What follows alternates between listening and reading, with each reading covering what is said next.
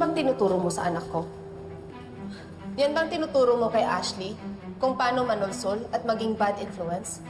Nananahimik si Jasmine pero dahil sa pambubuyo ni Ashley, muntik nang napahamak ang anak ko. Oh, please, Marge. Hindi ka ba talaga titigan sa pagbe-blame sa daughter ko? Baka nakakalimutan mo. Si Jasmine ang nagmaneho ng kotse. Kaya kung naaksidente man sila, it was clearly her fault. Oo, si Jasmine ang nagmamaneho. Pero malamang na-pressure lang siya dahil pinilit siya ng anak mo. Oo, umami na siya. Itanong mo pa kay Edward. Siguro, kaya umami lang si Ashley dahil natatakot siya sa'yo. Malamang nataranta yung bata. Eh, ikaw ba naman, binugahan mo pa naman ng galit, diba? Sino ba namang hindi mapapa-oo? Kung hindi mo kayang disiplinahin ang anak mo, just tell her layuan niya ang anak ko. Or else. Or else what? What are you going to do? Isusumbong mo kina mama at dad? Palalabasin mong masama si Ashley para mapalayas kami sa mansyon?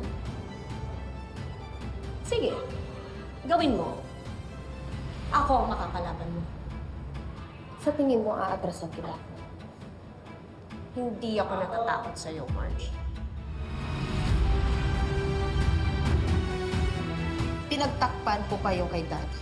Hindi ko sinabi sa kanya na peke ang mga death threats niyo dahil sobrang concern ako sa inyo ni Ashley. Tapos ganito lang palang mangyayari.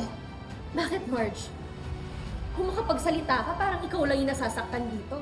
Eh, hindi lang naman anak mo yung napahamak, akin din. Hindi sila mapapahama kung hindi dahil sa anak mo! Ikaw sumusobra ka na, ah. Bakit palagi ka na nanginisi, ha? Kaya, tama na. Hindi ba kayo nahihiya? Nagtitinginan na kayo ng mga tao. Ano ba nga kayo? Pointless magbatuhan ng sisi ngayon. Nangyari may aksidente, wala na tayong magagawa. Asikasuhin na muna natin yung mga bata bago natin sila pangaralan para hindi na maulit ito.